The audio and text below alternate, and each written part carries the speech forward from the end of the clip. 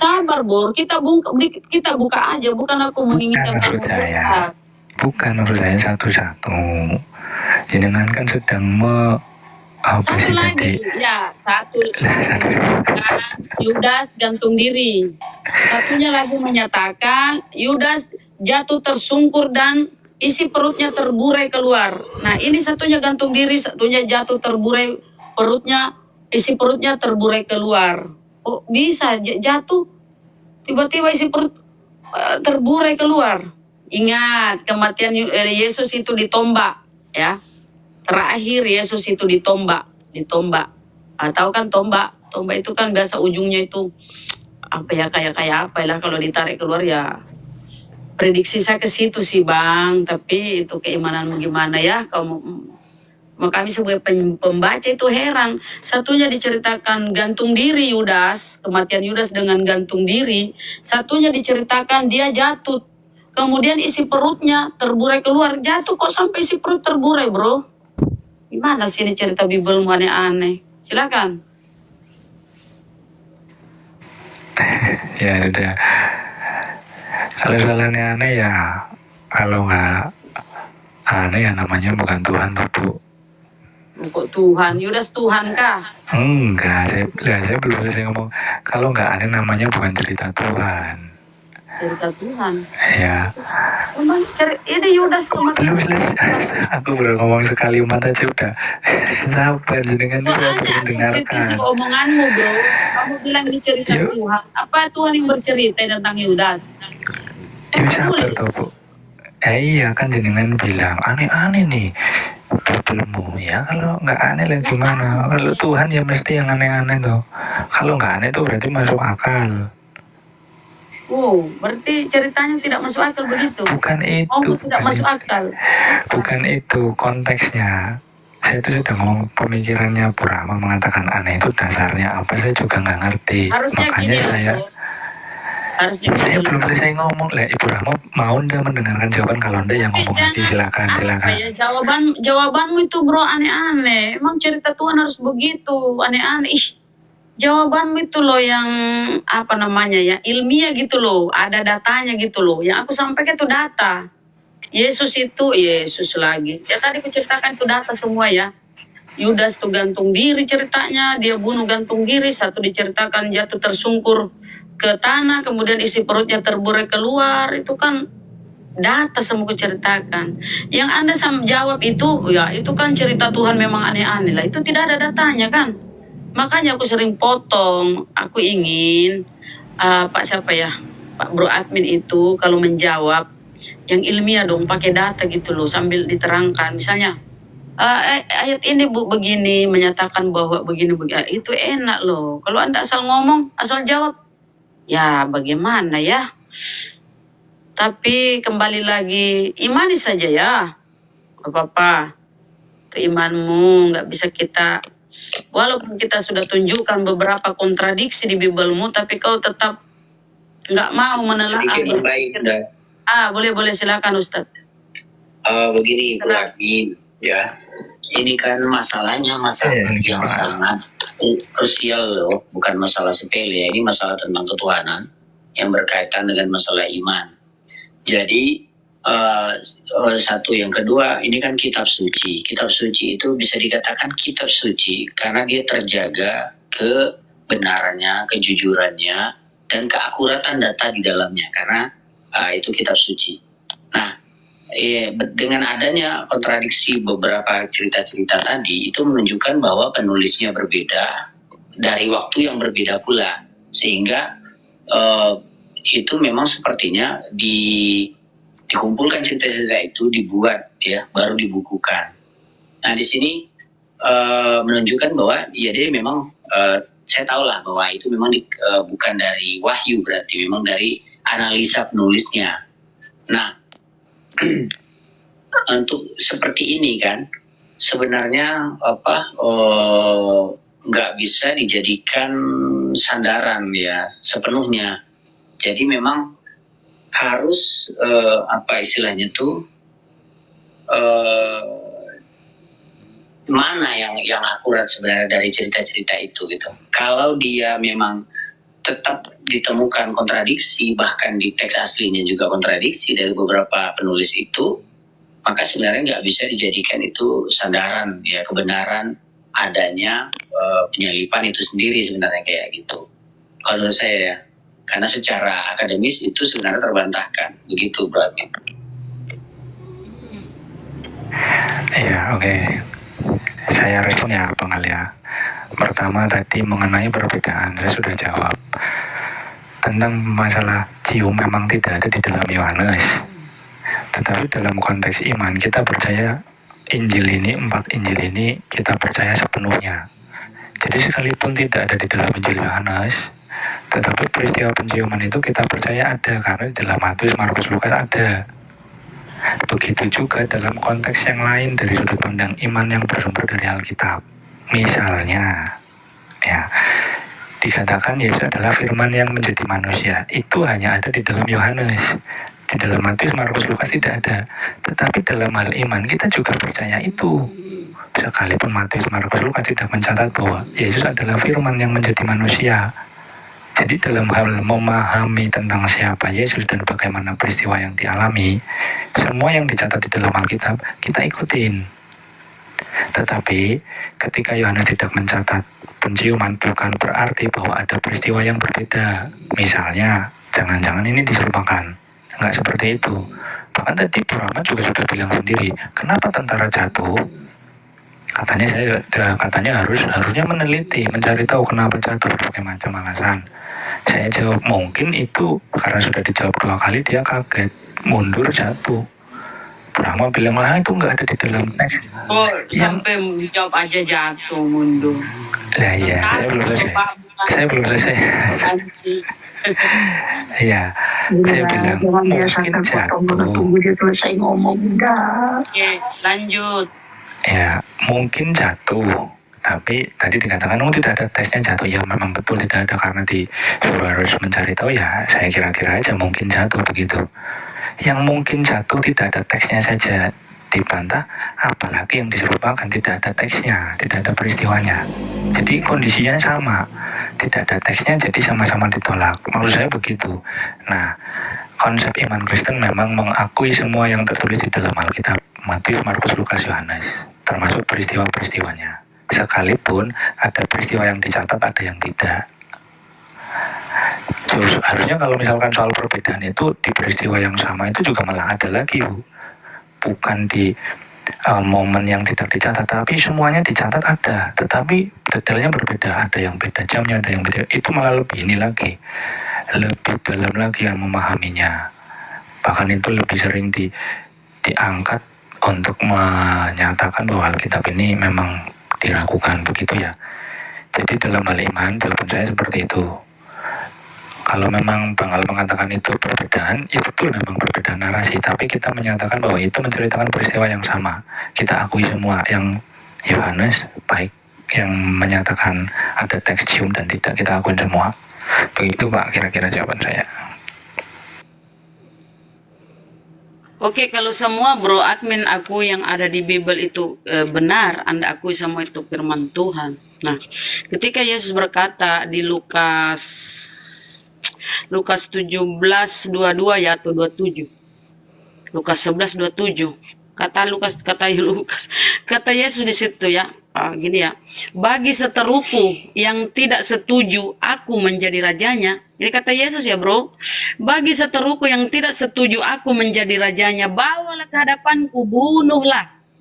Itu kamu aku ya. Yesus seperti itu. Itu kalau nggak salah perumpamaan. Ada inilah kalian ini. Lah, gimana hubungannya? Ini keperumpamaan. Standarnya apa, Bro? Standarnya apa? Standarnya apa? Oke. Kita sodori ayat, data, kalian bilang seenak kata kalian berkata itu perumpamaan. Kalau kita bilang ini itu ayat berapa coba? Bapak dan Yesus adalah satu. Bukan yang tadi ayat berapa? Di Lukas itu, Bro. Itu jahat sekali Yesus di situ kalau Anda. Tapi karena Anda aku bilang pilih-pilih lah. Ya, itu bukan perumpamaan itu, Bro Admin. Itu konteks ayat itu kan masih Bunda, itu konteks ayat itu masih berkaitan persiapan dia menghadapi pasukan Romawi yang mau nangkap dia itu loh. Jadi bukan perumpamaan itu, memang. Iya. Bagi seteruku yang tidak sungguh ya bro. Lukas nih, Lukas 19:27 kan? Itu. Oke. Iya. Ingat bro tadi, Saya ngomong dulu, statementmu tadi bahwa semua yang ada di Bible kamu imani, kamu anggap itu adalah firman. Lanjut. Iya. Kan tadi saya bilang itu perumpamaan. Terus tadi ibu ngomong apa? Ngomong apa bang? Iya kan tadi sudah saya jawab itu perumpamaan. Terus tadi ibu jawab apa ke saya? Standarmu apa kalau perumpamaan? Kalau kita sodorkan ayat, kamu lari. Kalau untuk kelemahan tentang Yesus, kamu lari ke perumpamaan. Standarnya itu apa ketika mengatakan itu bukan perumpamaan? Nah, standarmu apa kalau kamu mengatakan saya jawab dulu. Standar itu apa mengatakan itu bukan perumpamaan? Berkata bahwa ini perumpamaan. Iya. Makanya apa standarmu? Duluan, Anda dulu ngomong karena Anda sendiri yang berkata ini perumpamaan. Karena Alkitab berbunyi demikian. Memang itu perumpamaan. Standarmu apa membedakan yang lain? Standarnya Alkitab berbunyi demikian, memang itu perumpamaan. Nah, saya tanya sekarang apa?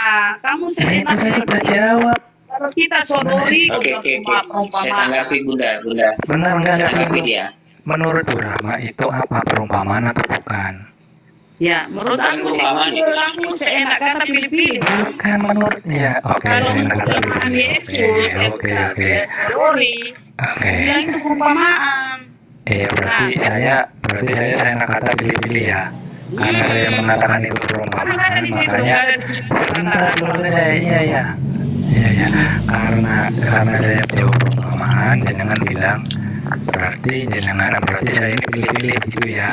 Iya, makanya tanya standar apa? Standarmu apa menilai secara perumpamaan atau tidak? Oke. Sekarang kita baca di ayat 19:11 ya, karena ini ada kaitannya. Untuk mereka yang mendengarkan dia di situ, Yesus melanjutkan perkataannya dengan satuan perumpamaan. Dengan suatu perumpamaan nih, ayat 11-nya nih. Pasal 19 ayat 11. Untuk mereka yang mendengarkan dia di situ, Yesus melanjutkan perkataannya dengan suatu perumpamaan. Saya ulang ya, pasal 19 ayat 11. Untuk mereka yang mendengarkan dia di situ, Yesus melanjutkan dengan perkataannya dengan suatu perumpamaan. Pertanyaan saya, ini di sini memang bunyinya perumpamaan, Bu. Saya jawab, kenapa kamu jawab itu perumpamaan? Karena Alkitab berbunyi demikian, mengatakan perumpamaan. Tetapi Ibu mengatakan, saya ini pelin-pelan, pilih-pilih. Sekarang pertanyaannya, kalau di sini ada perumpamaan. Pak bro, Lukas berapa yang 19:11 ayat sebelumnya. Ya, oke. Lukas 19. Lukas 19:11. Betul, ya. Lukas 19, bentar aku lihat dulu. Itu cerita satu paket cerita itu. Lukas 19:11.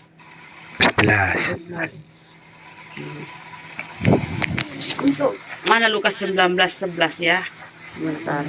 Ini.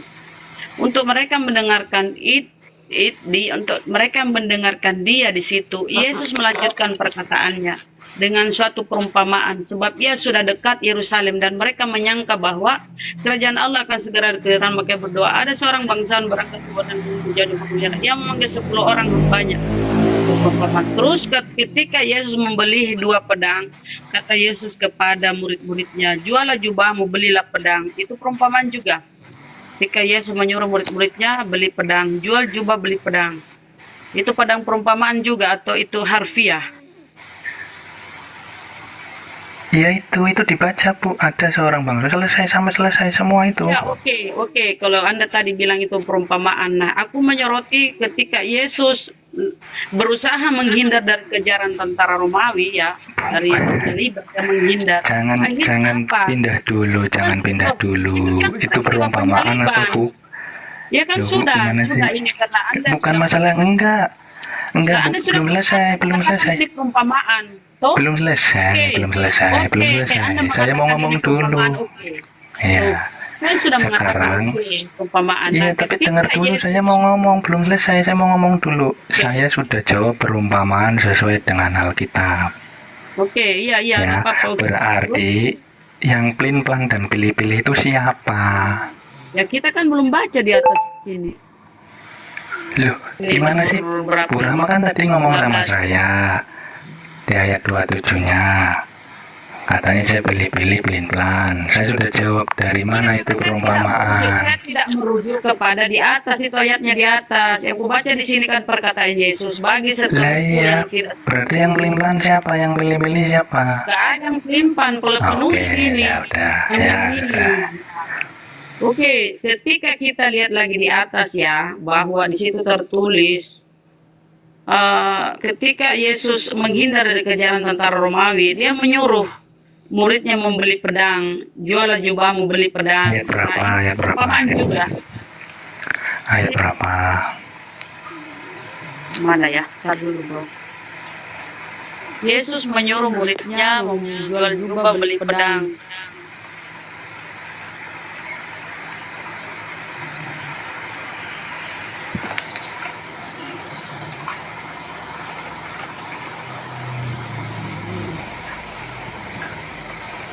Aduh, bentar.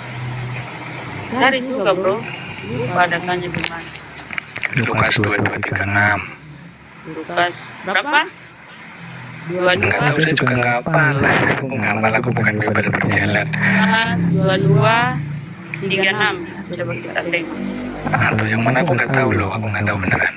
Lupa. Sebab aku berkata kepadamu, belum. Siapa yang mempunyai, tapi sekarang ini siapa yang mempunyai pundi-pundi, hendaklah yang membawanya, demikian juga yang mempunyai bekal. Dan siapa yang tidak mempunyai, hendaklah ia menjual jubahnya dan membeli pedang. Sebab aku berkata kepadamu bahwa nas kitab suci ini harus digenapi, akan terhitung pemberontak perusahaan ada tertulis aku sedang digenapi. Nah, artinya ini pedang, Ya, jubahmu dan beli pedang. Ini memasukkan Yesus ini dalam rangka apa ya, berusaha melawan. Dia berusaha ada keterangannya. Romawi dengan membeli pedang, menyuruh muridnya jual jubah beli pedang. Di sini kita bisa menilai bahwa Yesus itu apa ya, berusaha untuk melawan tentara Romawi gitu. Disuruh beli pedang. Menurut Anda ini perumpamaan juga? bukan, itu kan sudah dijelaskan di ayat pertama. Gini jawaban saya ya. Lukas 19:27 dengan Lukas 20:37 peristiwa yang berbeda. Berarti ini bukan perumpamaan. Bukan, ini bukan perumpamaan, itu jawaban Yesus Lukas. Oke, kalau ini bukan perumpamaan, bro. Bahwa nas kitab suci harus digenapi. Ia akan terhitung yang harus berontak. Berarti ini harfiah atau asli pedang. Nah, kalau asli pedang berarti Yesus itu tidak mau disalib karena dia mengadakan perlawanan. Katanya Itu loh, kenapa? bukan loh itu loh. Itu kan ayatnya jelas. Sebab aku berkata kepada kamu bahwa nas kitab suci ini harus digenapi padaku. Ia atau Yesus akan terhitung di antara pemberontak-pemberontak. Sebab apa yang tertulis tentang aku sedang digenapi. Dia menyuruh. Nah, untuk apa ini pedang dia beli? Untuk apa? Buat apa ini pedang dia beli? Disuruh jual jubahnya loh, baru beli pedang. Itu pedang untuk apa? Dia pakai untuk memotong telinga. Dia potong telinga itu, ini ya, saking marahnya Petrus, dia potong telinganya itu. Si imam-imam Yahudi ya. Itu menandakan bahwa Yesus itu tidak ikhlas, tidak mau dimatikan, tidak mau disalib. Dia menolak penebusan. Padahal menurut teman-teman Kristen, dia sudah dibuatkan. Kalau dia ada Allah sendiri, dia menubuatkan dirinya. Kenapa? Dia menghadapi perlawanan, dia kabur ke sana kemari. Menandakan bahwa ini tidak ada, bukan sepengetahuan Yesus tentang penebusan dosa waris. Ini ada rekayasa Paulus, bro. Kalau Anda baca Roma 5, karena kesalahan seorang maka semua jatuh ke dalam dosa. Semua manusia jatuh ke dalam. Ini pengajaran Paulus. Seandainya Yesus memang menyadari dirinya adalah untuk mati menebus dosa, melakukan karya penyelamatan. Pasti nggak usah lah pakai drama-drama lari kabur segala kesana kemari, beli pedang segala macam. Terusnya dia udah tahu kan ini pembuatan dirinya. Kalau dia Tuhan dia sendiri yang membuatkan, akhirnya pasti dia langsung kepada usaha kabur yang ceritanya nggak usah diuber-uber dikejar-kejar. Jadi bangsa ada drama penangkapan, nggak usah. Ini kan karya suci penyelamatan dan yang membuat nubuatan ini adalah bapaknya adalah bapak. Dan kalau dia adalah satu dengan bapak ya, dia paham tuh bahwa memang dia di Tuhan turun ke bumi untuk mati disalib. Ngapain juga dia berusaha untuk kabur? Ngapain dia berusaha untuk beli pedang, membekali dirinya dengan pedang walaupun 2 biji? Nah itu kalau kita mau memakai akal sehat ya. Kalau kita mengimani sesuatu itu, selain iman, akal diikutkan bro. Harusnya Yesus gak usah diuber-uber, gak usah dikejar-kejar tentara Romawi. Gak usah dia sampai berkeringat dingin berdoa. Oh dia kan Tuhan. Naturnya itu dua, manusia dan sekaligus ilahi. Kalau kita lihat bro, di Taman Getsemani bagaimana dia ketakutan. Bagaimana dia menangis ketika Lazarus meninggal.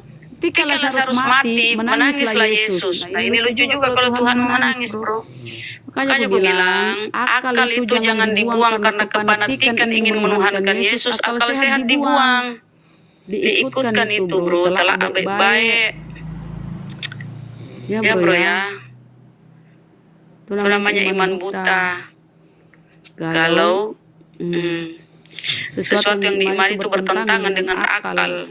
Misalnya, kata kalian Yesus sudah dinubuatkan, turun ke bumi, mati disalib menebus dosa waris. Tapi faktanya dia lari ke sana kemari dikejar tentara Romawi bro. Dia berteriak, Eli lama sabachthani. Allah, kenapa kau meninggalkan aku? Padahal dia sendiri adalah Allah. Di dalam dirinya adalah Allah. Dia berteriak kepada Allah. Lucu-lucu ya Bible bro ya. Bingga papa ya itu imanmu ya bro admin. Press Crops. Ya Bu. Selamat malam Press Crop.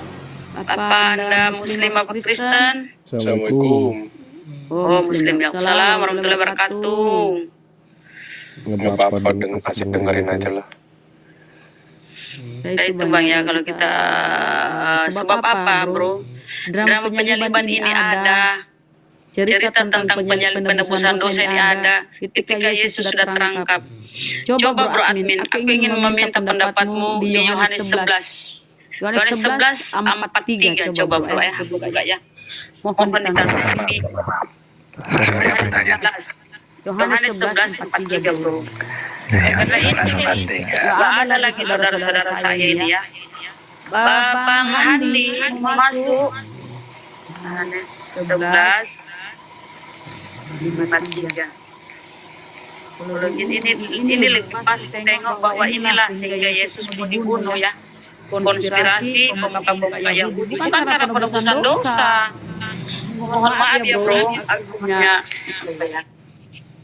dari membaca ini ya. Ini di sini tertulis mulai dari hari itu, ini bro ya Yohanes 11:53. Mulai dari hari itu mereka sepakat untuk membunuh dia. Jadi ini tidak ada drama-drama tentang penebusan dosa waris ya. Coba baca bro ya, satu perikop ini silakan dibaca. Bagaimana Yesus di sini judulnya, perikopnya persepakatan untuk membunuh Yesus.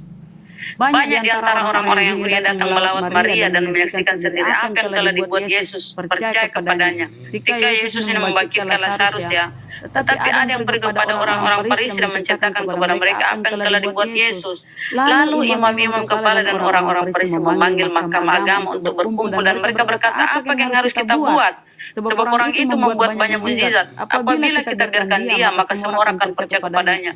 Dan orang-orang Roma, ingat ya Roma kala itu menguasai Yerusalem atau Nazaret, akan datang. Orang-orang Roma akan datang dan merampas tempat suci kita serta bangsa kita. Tetapi seorang di antara mereka itu Kayafas, imam besar pada tahun itu berkata kepada mereka, kamu tidak tahu apa-apa dan kamu tidak insaf bahwa lebih berguna bagimu Jika satu orang mati untuk bangsa kita daripada seluruh bangsa kita ini binasa. Inilah sehingga mereka ingin membunuh Yesus ya. Hal itu dikatakannya bukan dari dia sendiri tapi dari sebagai imam besar pada tahun itu ia bernubuat bahwa Yesus akan mati untuk bangsa itu. Mati untuk bangsa itu bukan sebagai penebus dosa ya, tetapi mereka menjadi tumbal ya untuk supaya orang-orang Yahudi itu, orang-orang Roma tidak merubuhkan bait suci mereka dan merampas bangsa Yahudi ya, gitu ya. Tadi yang kita baca di atas. Hal itu dikatakannya oke. Dan bukan untuk bangsa itu saja, tapi juga untuk mengumpulkan dan mempersatukan anak-anak Allah yang bercerai-berai. Mulai dari hari itu mereka sepakat untuk membunuh dia.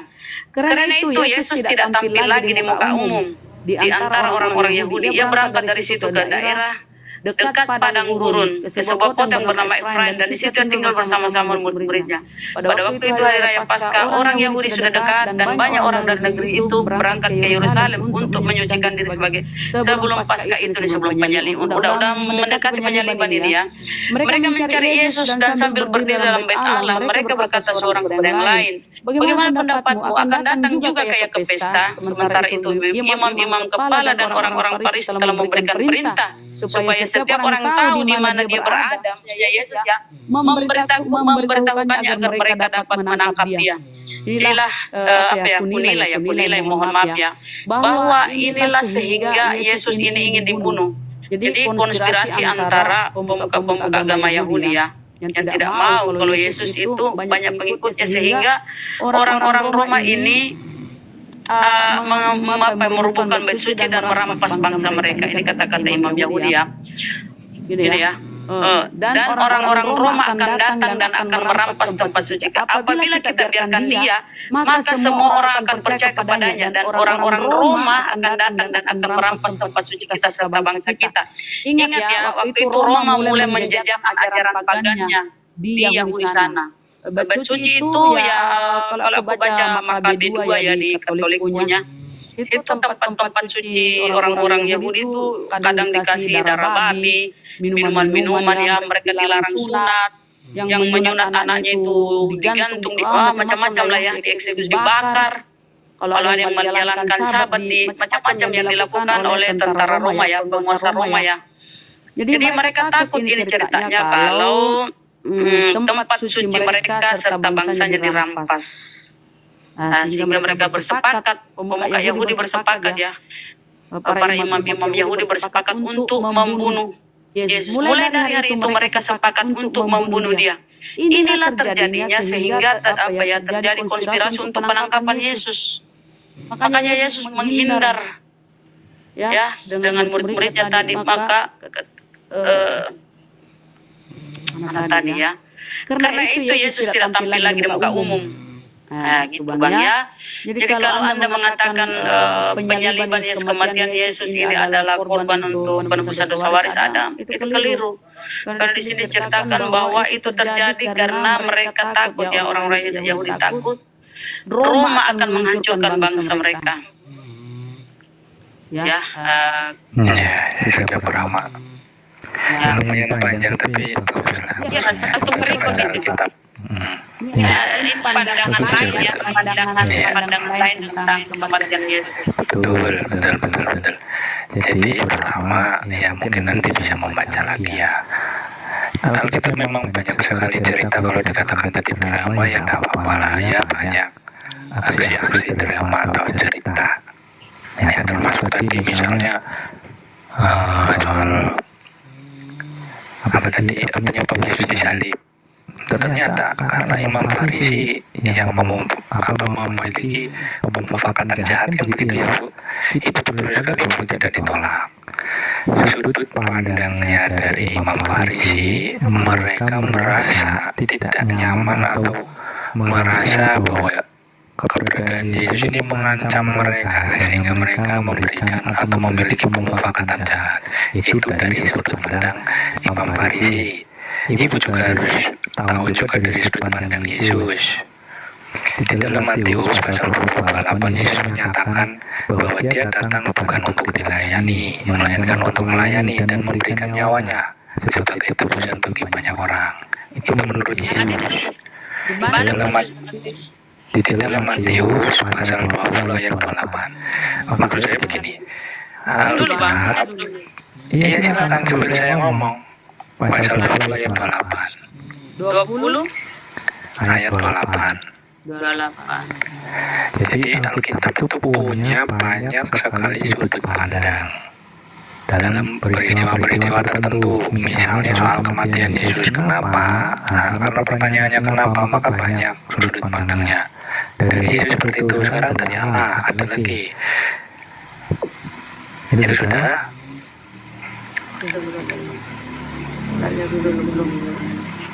Ya, itu dari sudut pandang Yesus.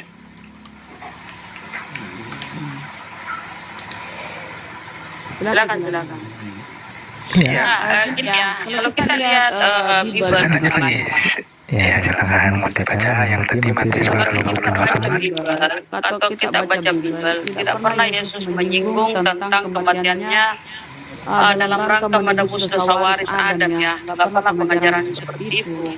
Tidak pernah Yesus mengajarkan kepada nabi-nabi terdahulu bahwa yang menjadi tumbal penebusan dosa itu adalah darah manusia atau manusia yang mati ya. Dan terdahulu itu hewan yang mati. Tapi ini kalau kita baca di Ibrani perkataan Paulus ya, dan di Roma ditulis bahwa jangan darah domba. Enggak, program itu sebenarnya sedang mencak ngobrol saya atau sedang ceramah sendiri begitu karena Saya menyampaikan bahwa ini kematian Yesus bukan atas pengajaran Yesus. Ini pengajaran Paulus. Di sini kata Paulus di Ibrani ya.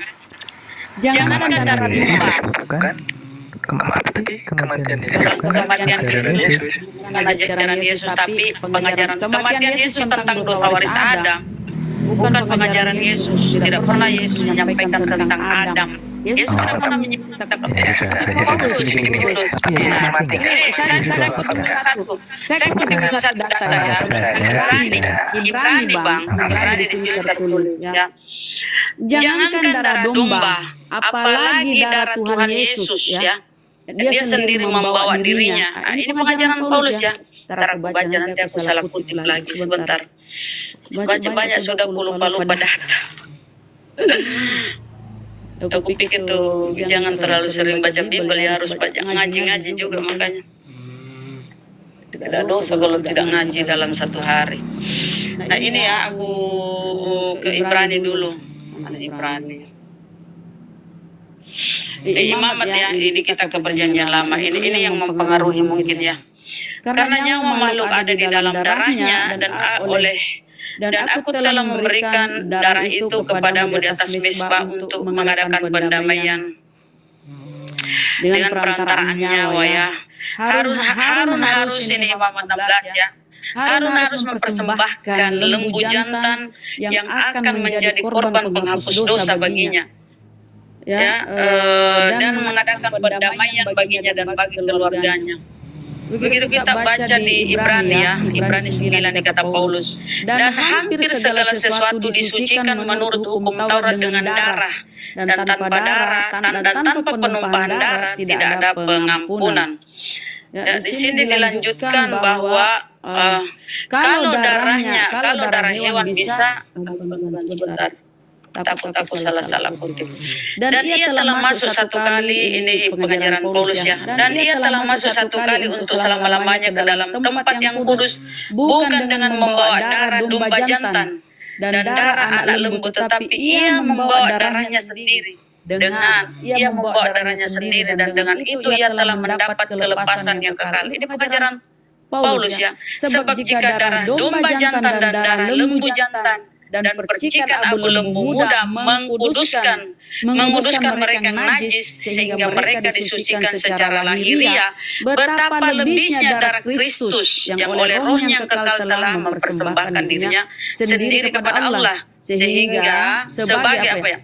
Mempersembahkan dirinya sendiri kepada Allah sebagai persembahan yang tidak bercacat akan menyucikan hati nurani. Jadi ini pengajaran Paulus semua Bang, ini Ibrani. Jadi kalau kita kalau Anda mengimani bahwa itu adalah pengajaran Yesus, tidak ada.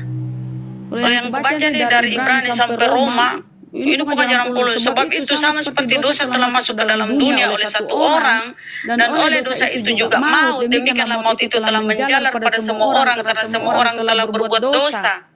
Ini pengajaran Paulus. Roma 5:12 tadi Bu baca tadi Ibrani. Macam-macamnya. Jadi kalau kata-kata Yesus tentang penebusan dosa waris nggak ada, Bro. Makanya dari awal yang kita bahas ini tentang jalannya penyaliban itu aneh-aneh, bertentangan, saling bertentangan satu data dengan lain. Lukas, kita lihat Lukas ceritanya, pernyataan Yesus bahwa doanya selalu didengar. Macam-macam yang tadi kita bahas ya Bang ya. Tapi kembali lagi kepada imanmu. Kalau cuma iman ya begitulah. Ya, sudah. Sekarang anggap saja tidak ada dosa waris. Anggap saja tidak mengajarkan dosa waris. Tapi apakah Yesus wafat atau enggak? Gimana? Coba diulang, Bro. Ya, anggap saja tidak mengajarkan dosa waris. Tapi Yesus ini wafat atau enggak? Kalau menurut Al-Quran tidak, dia diangkat, diselamatkan. Gimana tuh? Saya tanya itu Alkitab. Kok mana jawab Al-Quran? Kalau Alkitab itu kan doanya didengarkan. Makanya tadi aku bilang, penyaliban ini tidak terjadi. Itu karya Paulus. Dosa hanya didengarkan, teriakannya didengarkan. Kalau kita baca Yesaya di situ apa? Dia akan melihat keturunannya dan umurnya akan panjang. Kalau kita baca Bible apa diceritakan? Berarti tadi Ibu sedang membahas Al-Quran atau Alkitab? Di Bible tertulis umurnya akan panjang dan dia akan melihat keturunannya. Itu di Bible, Bro. Iya. Tapi berkesesuaian dengan Al-Quran bahwa dia diangkat. Dia tidak mati, bukan dia disalib. Disalib itu suruh saya tidak bertanya soal Al-Quran. Ya, makanya Saya kira tadi masuk dunia Alkitab. Oh ya, kita lupa. kata Yesus, Al-Quran ya? Enggak. kata Yesus, dengar benar. Aku tahu Bapak bahwa Engkau selalu mendengarkan aku.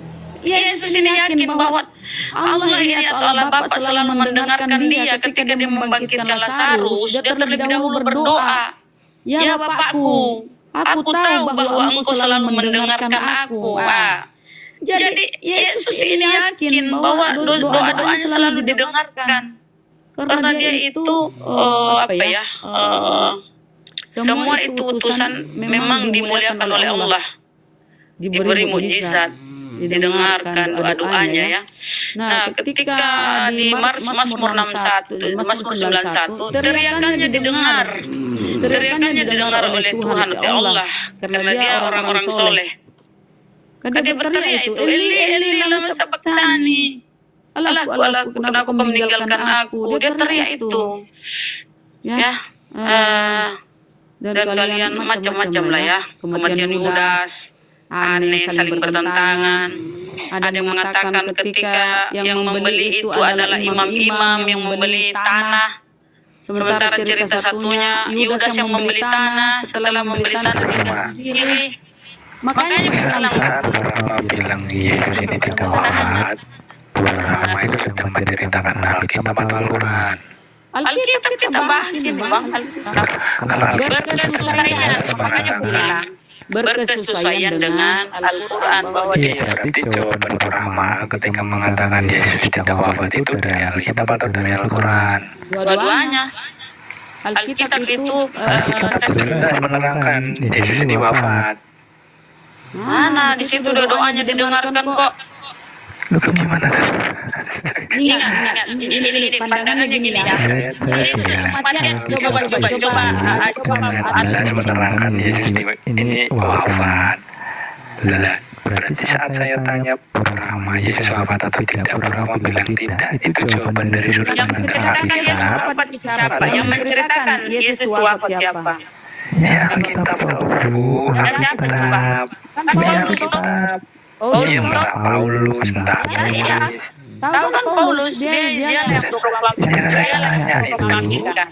tanya, Rahma itu menjawabnya itu berdasarkan informasi dari Alkitab atau itu saya indikasikan Yesus tidak mati di salib.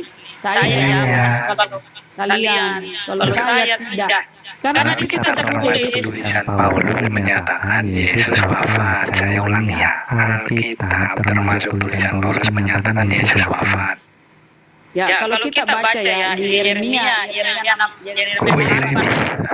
Nah, ini nubuatannya. Dengar dulu Bang. Ya. Di situ tertulis begini ya. Bagaimana mungkin kamu berkata kami menjalankan Taurat Tuhan sementara padahal pena palsu penyurat telah membuatnya bohong. Siapa nih penyurat? Paulus. Paulus menulis 14 surat di Bibelmu, bro. Belum lagi surat-surat yang lain. Pena palsu penyurat telah membuatnya bohong. Ya. Banyak tuh data di bawahnya dari 8 nomor 8 itu. Nah, jadi apa ya aku bilang ya? Kata Paulus apa? Aku berkata di Efesus. Purama kamu jujur kok. Purama ini jujur saya tanya. Purama, Yesus ini dikatakan tidak wafat. Purama itu menjawab dari sudut pandang mana? Sudut pandang Alkitab. Di Bibelmu situ tertulis ya, Mazmur 91, doanya teriakannya didengarkan karena dia orang soleh.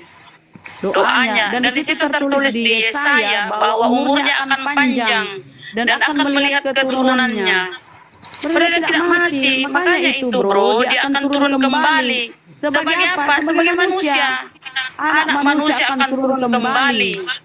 Ketika lahir Yesus manusia. Jangan jauh-jauh dulu tentang wafatnya ini. Alkitab menerangkan dengan jelas.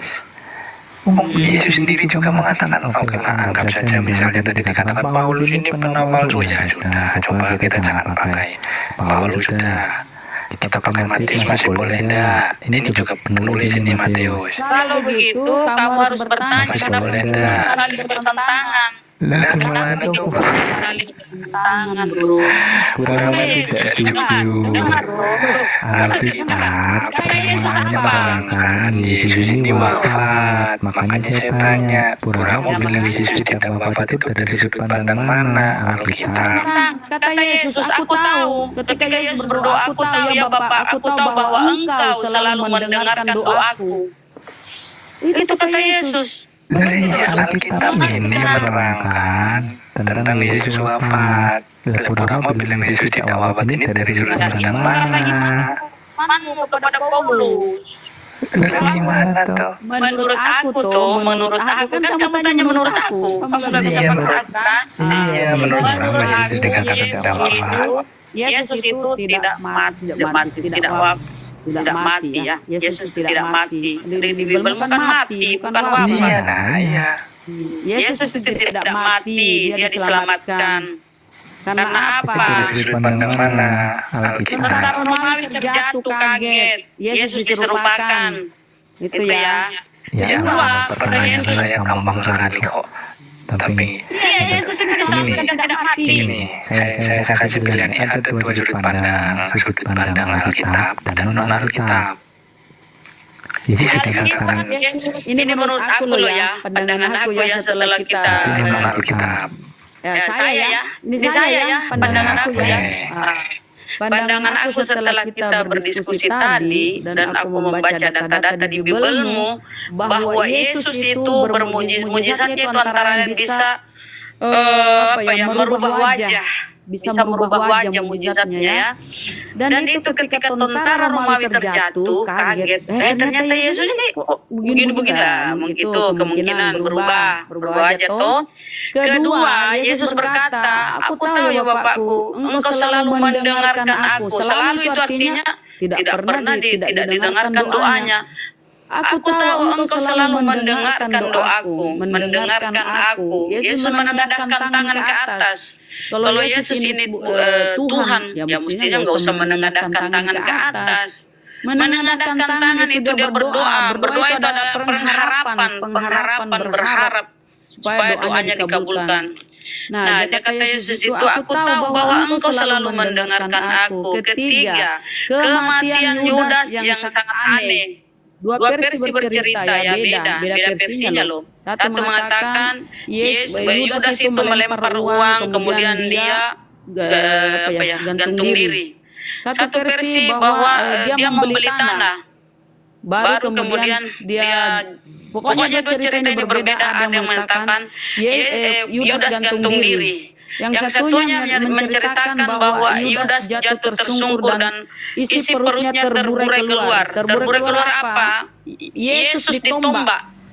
Terakhir setelah Yesus disalib itu kemudian ditombak. Ya, ditombak. Tahu ditombak? Kalau ditombak itu kan bahasa ujungnya itu ini.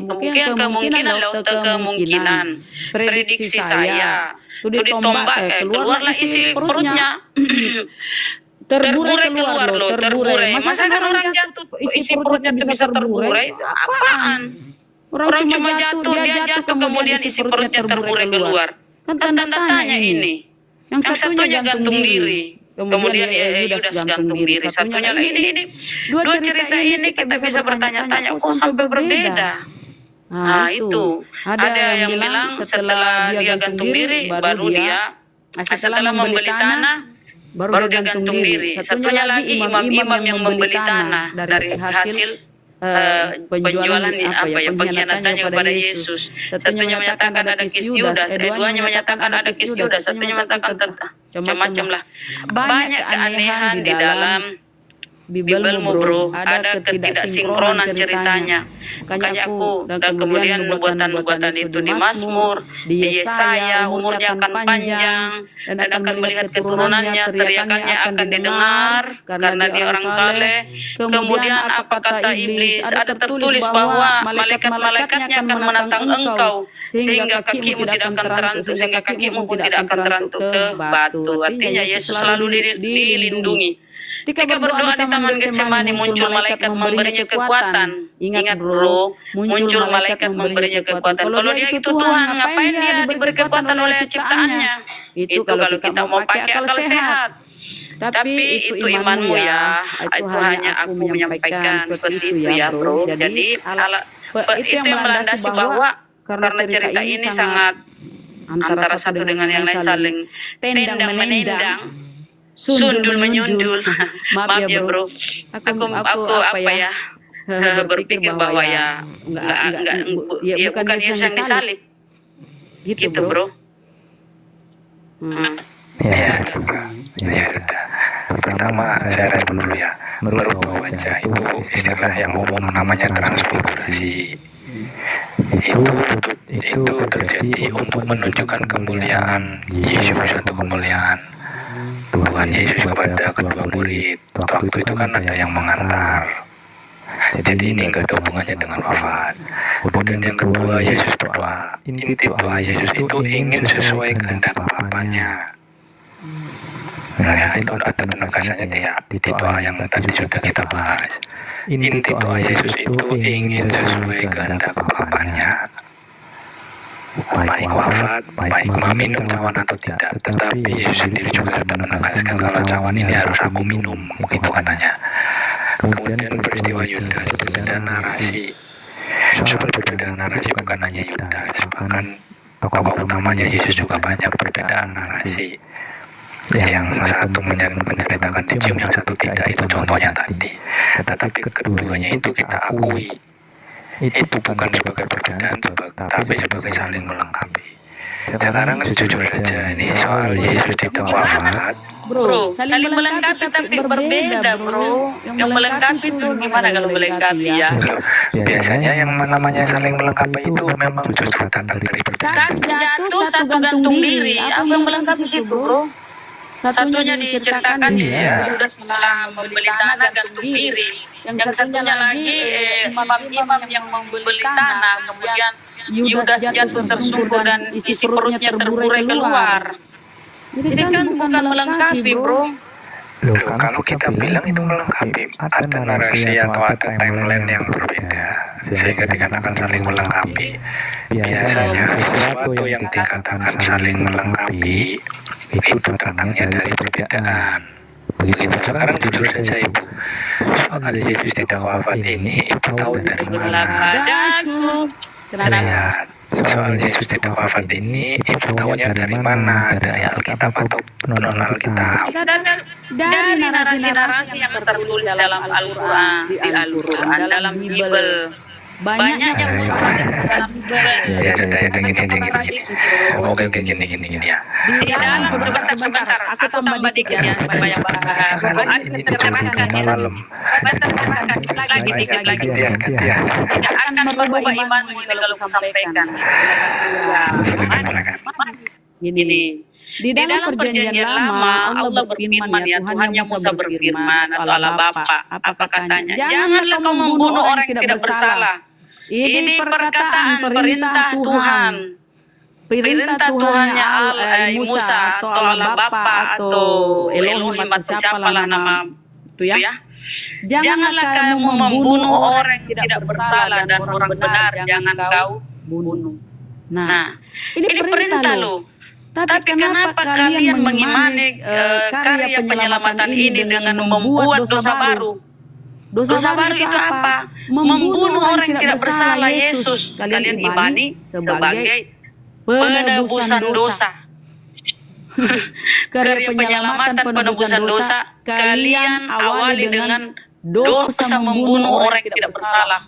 Itu dosa karena itu larangan dari Tuhan. Janganlah kalian membunuh orang yang tidak berdosa. Begitu bro, kalau kita mau memakai akal sehat. Tapi kalau sudah fanatik mau menuhankan Yesus ya, akal sehat itu ya disingkirkan dulu sana. Sorry ya, mohon maaf ya. Menurutku begitu bro, kenapa? Itu perintah Tuhan, jangan membunuh orang yang tidak bersalah. Itu perjanjian lama ya. Tidak mungkin Tuhan di perjanjian lama mau pelin-pelan merubah perkataannya, merubah firman-Nya di perjanjian baru membolehkan orang yang tidak bersalah kok sampai dibunuh, dipermalukan, dilucuti pakaiannya, dihinakan, diludahi. Itu kan sesuatu yang apa aku bilang ya, tertolak dengan akal jernih itu loh bro. Perintah Tuhan jangan membunuh orang yang tidak bersalah bro. Kamu imani Yesus itu orang suci, tidak ada dosa. Diaktif pula. Berarti ketika teks jangan membunuh orang bersalah, kemudian kita percaya Yesus itu yang tidak masuk akal. Atau bagaimana? Coba diperjelas lagi. Ya, karena ini kan perintah Tuhan bro admin. Perjanjian lama kan di situ Tuhan berfirman, janganlah kau membunuh orang yang tidak bersalah. Yesus itu tidak ada dosa. Kalian imani sebagai orang adil. Coba tunjukkan di ayat mana pengikut Yesus membunuh Yesus. Satu saja. Pengikut Yesus. Siapa membunuh Yesus? Ya murid-murid mungkin. Kalau Imam Farisi kan bukan pengikut Yesus. Coba di ayat mana pengikut Yesus yang membunuh Yesus? Apa ya? Ini untuk membuka akalmu bro, bahwa perintah Tuhan ini Saya sedang menguji akalnya. Ayat mana pengikut Yesus membunuh Yesus? Saya bukan untuk menguji akalmu, saya menggugah akalmu, bro ya, saya menggugah. Ini perintah Tuhan loh. Jangan membunuh sebentar bro. Saya menggugah akalmu ya. Perintah Tuhan di perjanjian lama, jangan membunuh orang yang tidak bersalah. Jangan membunuh, perintahnya jangan membunuh orang yang tidak bersalah. Nah, ini kamu yakini, kamu imani bahwa kematian Yesus ini adalah nubuatan Tuhan. Berarti Tuhan ini pelin-pelan. Perintahnya jangan membunuh. Ini kita gugah ya, kita gugah di apa ya? Dibangkitkan akalmu ini bro. Tuhan ini mengatakan perintahnya jangan membunuh orang yang tidak bersalah. Itu kata Yesus pun seperti itu ya. Ada seseorang mendatangi Yesus. Wahai guru, apa yang harus aku lakukan untuk mendapatkan hidup kekal? Apa kata Yesus? Kenapa kamu katakan aku baik? Hanya satu yang baik, yaitu Bapa di surga. Kalau engkau ingin mendapatkan hidup kekal, perintahnya jangan membunuh. Itu pertama kali ditempatkan pada kata pertama oleh Yesus. Jangan membunuh. Ini kata-kata Yesus loh. Nah, kalau kalian mengimani bahwa Yesus turun ke bumi mati disalib sebagai korban penebus dosa, berarti menyalahi firman-Nya sendiri, menyalahi perintahnya sendiri, menyalahi kata-katanya sendiri. Itu maksudku untuk membuka apa ya? membuka apa ya, supaya bisa berpikir itu, berpikir jernih gitu loh. Itu yang aku maksud, bro. Karena dia sendiri berkata jangan membunuh. Loh kok dia sendiri melanggar? Membuat Yesus sebagai penebusan dosa. Membiarkan Yesus yang tidak bersalah itu dianiaya oleh orang-orang jahat. Bukan perintahnya jangan membunuh, sementara dia sendiri menubuatkan Yesus untuk mati. Yesus kan itu sudah dinubuatkan, bro, bahwa dia akan mati menebus dosa-dosamu. Nah, di situ itu yang ini ya, bro ya. Coba saya juga ingin membuka akalnya nih di ayat mana, mengikut Yesus, ingin membunuh Yesus. Coba silakan, kan tadi dikatakan saya berbicara tentang firman Tuhan, perintahnya Tuhan jangan membunuh, tapi ternyata dia sendiri menubuatkan pembunuhan. Itu, bro. Dan dia menubuatkan, Tuhan yang menubuatkan bahwa Yesus harus mati. Padahal katanya jangan membunuh. Kira-kira membunuh dengan harus mati ini beberapa bisa membedakan atau tidak ya? Kan mati itu kalau dibunuh kan mati, bro. Masa kalau dibunuh tidak mati sih? Membunuh ini perbuatannya, sebabnya. Kalau wafat ini akibatnya. Misalnya nih, bro, kamu mengeluarkan perintah ya, mengeluarkan perintah. Ini perintah kepada siapa? Ya, artinya gini, Pak Polisi mengeluarkan undang-undang, ya. Misalnya Pak Polisi mengeluarkan undang-undang, kamu jangan belok kiri di sini ya. Tapi ternyata dia sendiri belok kiri. Karena dia melanggar sendiri aturannya. Dia mengatakan jangan membunuh orang yang tidak bersalah. Dia sendiri menubuatkan orang baik seperti Yesus untuk mati disalib. Ini faktanya bahwa penyaliban ini tidak terjadi, pembunuhan terhadap Yesus ya, tidak terjadi. Ya, enggak pas kalau pakai cara seperti itu. Harusnya misalnya ya, ada perintah jangan membunuh orang bersalah. Dikuatkan lagi dengan perkataan di dalam Lukas. Misalnya, bukan narasi ibu itu mau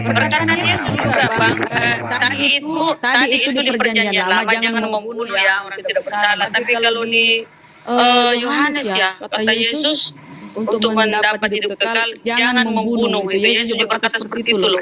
Iya, sekarang di ayat berapa muridnya itu membunuh Yesus? Yang bilang muridnya membunuh siapa? Muridnya kabur. Ya udah. Terus yang menubuatkan siapa? Yang menubuatkan kematian Yesus siapa? Keimanan kalian mengatakan Yesus memang sudah dinubuatkan. Kematiannya itu dinubuatkan. Kematiannya Yesus itu memang dinubuatkan. Ada menderita dan sebagainya. Bukan Yesus yang membunuh, bukan orang. Dia mengingkari. Mana yang mulai jangan membunuh sementara dia sendiri mengirim anaknya dikasih untuk dibunuh.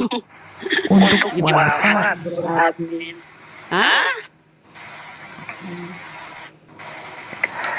Kan kalian mengimani, bro. Yang membunuh siapa? Sekarang saya tanya yang membunuh siapa, coba. Yang menubuatkan, kan dia sudah dinubuatkan toh. Kalau dinubuatkan itu ceritanya begini. Nubuatan itu adalah sesuatu yang memang sudah dirancang untuk terjadi. Dia sudah rancang, Tuhan sudah rancang. Tapi kalau orang wafat itu yang membunuh siapa? Allah. Loh, beda ini kan memang aja. Ini kan keyakinan. Ini kan keyakinan. Ini kan keyakinan tentang penyaliban. Belum. Bentar lagi pengadil. Ini kan anak buka. Ini kan ajal. Kalau ini kan kalian meyakini bahwa Yesus dinubuatkan memang untuk dibunuh. Bukan berarti ajalnya sudah tiba ya. Memang kalian meyakini bahwa Yesus itu diutus ke bumi, dinubuatkan turun ke bumi menjelma menjadi manusia untuk mati menebus dosa. Ini sudah dinubuatkan, bro. Maksudnya begitu dinubuatkan, artinya sudah dirancang bahwa Yesus ini mati untuk menebus dosa. Padahal perintahnya Jangan membunuh. Yesus kan tidak bersalah. Kenapa dibuatkan begitu? Artinya memang ini tidak terjadi penyaliban karena seperti yang kita bahas tadi bahwa Yesus itu diselamatkan, Yesus panjang umur, Yesus akan melihat keturunannya. Yesus diserupakan. Yudas itu jatuh, isi perutnya terburai keluar. Yesus ditombak ketika akhir-akhir penyaliban ya, terakhir penyaliban itu Yesus ditombak. Seorang prajurit menombak Yesus. Tidak disebutkan juga siapa sih yang menombak. Iya, itu rahmat. Pengantin ya. Apa bos? Makasih waktunya, mungkin ini udah malam, kita izin dulu ya. Siap. Oke, makasih ya. Makasih banget. Lagi flu ini aku ini. Hah? Belum pengantin. Lagi flu tadi ada mampet ibunya. Istirahat. Iya, sama pengantin, makasih ya. Makasih Dengan turunnya Bro Admin, maka berakhirlah live kita. Karena tidak ada lagi konten. Besok lagi kita ketemu di jam yang sama. Dan saya juga sudah tidur banget, sudah sempat mimpi ketemu Ibu, tapi nggak sempat memeluknya. Ya. Waduh, sayang banget itu. Ada mimpi dia yang padahal udahlah nggak kesampaian ya. Ya dengan berakhirnya ya, dengan turunnya Bang Bro Admin, makasih Bang Bro Admin yang udah diskusi dengan Bunda Rama, walaupun agak tidak ketemu ya jalan keluarnya. Nah, memang begitulah Bunda Rama kalau diskusi ya, agak bicaranya agak susah untuk diputuskan dan harap dimaklumin. Dan yang 330, terima kasih sekali setia sekali bersama saya, bersama kami di sini. Sampai ketemu besok pagi. Semoga Allah mempertemukan kita lagi. Assalamualaikum warahmatullahi wabarakatuh. Waalaikumsalam warahmatullahi wabarakatuh.